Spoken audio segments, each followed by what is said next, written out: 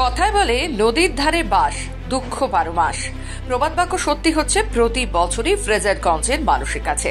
নদীর ধারে বাস করা যে কি জ্বালা হারে হারে টের পাচ্ছে দক্ষিণ 24 পরগনার নামখানা ব্লকের ফ্রেজারগঞ্জ বকখালি এলাকাবাসী এবং ব্যবসায়ীরা। প্রতি বছরে বিভিন্ন প্রাকৃতিক বিপর্যয়ের দগ্ধদগে ঘা এখনো শুকায়নি। তার মধ্যে আবারও ফ্রেজারগঞ্জ এলাকায় থানাঘাট থেকে হাতিকন্যার পর্যন্ত প্রায় 400 মিটার নদী বাঁধ বিভিন্ন জায়গায় ধস এবং ফাটল রয়েছে। তাতে আতঙ্কে বহু এলাকাবাসী এবং ব্যবসায়ীরা এলাকা ছেড়েছে। তারই মধ্যে প্রশাসনের পক্ষ থেকে পাইলেন দিয়ে এবং জাপানি মডেলের ট্রেট্রা ব্লক বানিয়ে নদী বাঁধ রক্ষা করার চেষ্টা চালানো শুরু হয়েছে। যে কোনো উপায় বকখালিকে রক্ষা করতে হবে, এই সংকল্প রয়েছে প্রশাসনের। কিন্তু এলাকার মানুষের দাবি, এই টেট্রা এবং পাইলেন দিয়ে কখনো নদী বাঁধ রক্ষা করা যাবে না। এর আগেও বিভিন্ন প্রকল্প দিয়ে চেষ্টা করা হয়েছে, তা ক্ষণস্থায়ী কোটি কোটি টাকা জলে গেছে। একমাত্র পার্মানেন্ট নেচারে যদি আইলা বাঁধ অর্থাৎ নিচ থেকে ওপর পর্যন্ত নদী বাঁধ ঢালাই করে তৈরি করা হয় তাহলে হয়তো রক্ষা করা যাবে। না হলে আগামী কয়েক বছরের মধ্যেই বকখালি সমুদ্র গর্ভে তলিয়ে যাবে। এই বিষয়ে নামখানা পঞ্চায়েত সমিতির সভাপতি অভিষেক দাস বলেন, চেষ্টা করা হচ্ছে নদী বাঁধ রক্ষা করার, সেই মতোই কাজ শুরু হয়েছে। অন্যদিকে সিপিআইএম এর নবী জউদ্দিন খান বলেন, কন্ট্রাক্টরদের কাছ থেকে এত উপঢৌকন নেওয়া হয়, তার ফলে কাজ করা সম্ভব হয় না কন্ট্রাক্টরদের।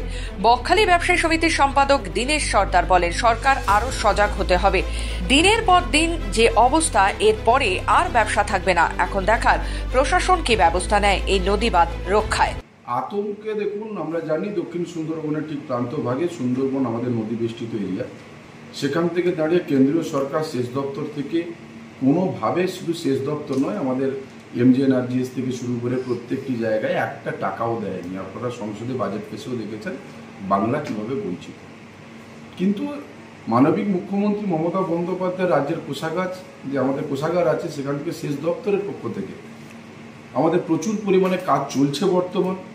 নদী বাউন্ডারি থেকে শুরু করে যেখানে আমাদের ক্যানেল আছে সেখান থেকে শুরু করে, বা আমাদের facing of Muriganga, facing of আমাদের বে অফ বেঙ্গল, বা ফেসিং অফ সপ্তমুখী যে কটা আছে, বা চিনাই রিভার, সেক্ষেত্রে অনেকটা আমাদের কাজ চলছে। আশা করছি এই যে মনসুন যে আমাদের এরিয়াটা বা আমাদের যে এনভায়রনমেন্টটা চলছে মনসুন সেটার ক্ষেত্রে যেভাবে নদী বাঁধটা তৈরি করা হচ্ছে, আপাতত মানুষকে সুরক্ষা দিতে পারবে।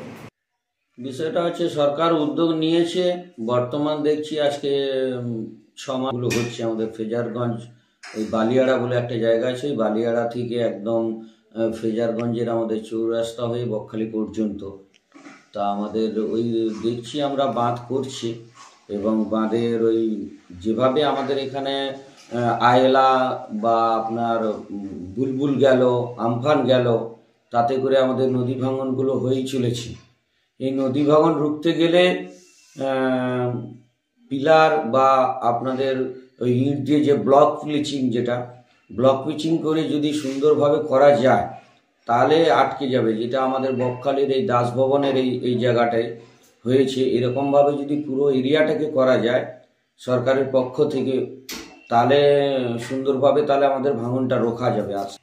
এই সরকার যেটুকু কাজ করছে, আমার যতটুকু জানা, যারা বড় বড় কন্ট্রাক্টরকে দিয়ে কাজ করাচ্ছে, যাদের কালো টাকাকে সাদা করার জন্য, এবং তাদের টাকায় কাজ করে 4 বছর 5 বছর পরেও তারা টাকা পায় না, আর বলছে আমি উন্নয়ন করছি, আমার সরকার উন্নয়ন করছে।